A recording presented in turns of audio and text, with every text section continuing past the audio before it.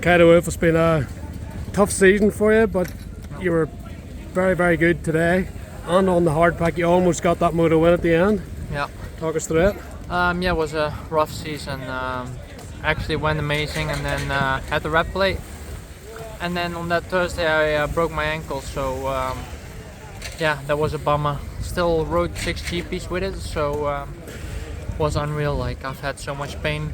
It's unbelievable to describe how much pain I had. And yeah, then finally got a podium again in Lockhart, still with a lot of pain, but then had a big crash before Lommel, where I broke my back T5 and That was before yeah, Lommel? just before Lommel on Wednesday. Yeah, just went over the bars. Not even my fault, some issue, and yeah, had a really big crash and got a fracture in my back, and then I tried to race Lommel, but yeah, that was unreal. I woke up on Sunday morning, couldn't even get out of my bed. My dad had to come help me to get up.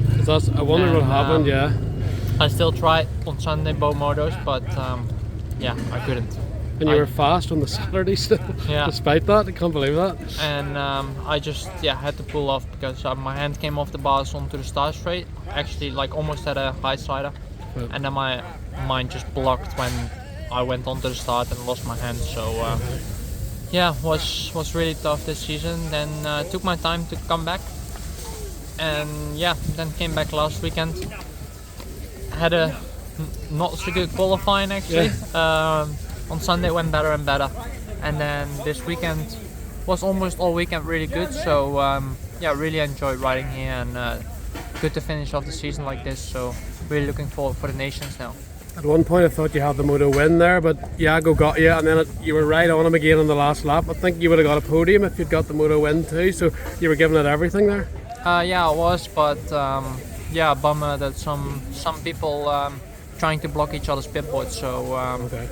yeah, my team put 3 times. I only knew afterwards, but my team put 3 times that I had to keep that inside close, because on the rest of the track I was all right. Yeah. And yeah, then some people blocked our pit board, and they thought they could win from me like this, but they didn't. So that's a good thing. But yeah, a bummer I couldn't make the moto win.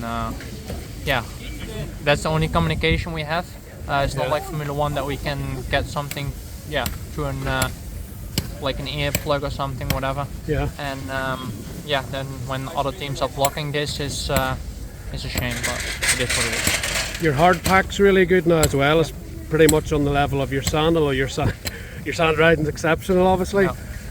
So that's going to give you confidence for next season, but how difficult was it to injure your ankle just after your first GP win? It's sort of like the worst case scenario, really. Yeah, that was the worst thing. Yeah, my first race, or like my GP win, and then also my first time racing with the red plate. To come only 15 minutes before the first practice lineup, or like come to the track, hide from everyone the whole weekend, and try to get through it. Was really tough, but yeah, we made it through, and we tried, and also got back on the podium, but then broke my back, so had to stop. We've got the Motocross of Nations coming in a couple of weeks. How are you feeling for that? You're quite a big guy now. To get starts on an MX2 can't be easy, but obviously the pace is there if you do, to try and do something with Holland. Yeah, I'm really looking forward to represent Holland. We're gonna have a good team, so also Glenn and Calvin did a great job today, so we're gonna have a few good practices together, and we're gonna shine up there. I don't know if you've been watching the SMX in America. Yep. There's been not talk, but I think a lot of people would like to see the MXGP series having a qualifying format, so that you guys could go over there and do the last 2 rounds. Would you like to do something like that?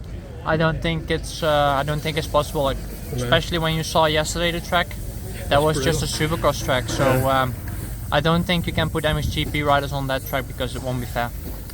Finally, you've been a teenage star for 2 or 3 seasons now. A lot of hype. You got that GP win. Have you felt the pressure of living up to that? Because you've been a factory rider now, and obviously you got hurt this year. It looked like it was going to be the year you were going to go for the title. But does that weigh on your mind, and or how is it for you? No, I never felt it like a pressure. I got I was a factory rider since I'm 15. So since I'm 14 actually, on the 125. So I've been a factory rider for a long time. So it never really felt like a pressure for me. It's just I have a good bike underneath me, so that's the only thing what I feel as a factory rider, Yeah. except from another team.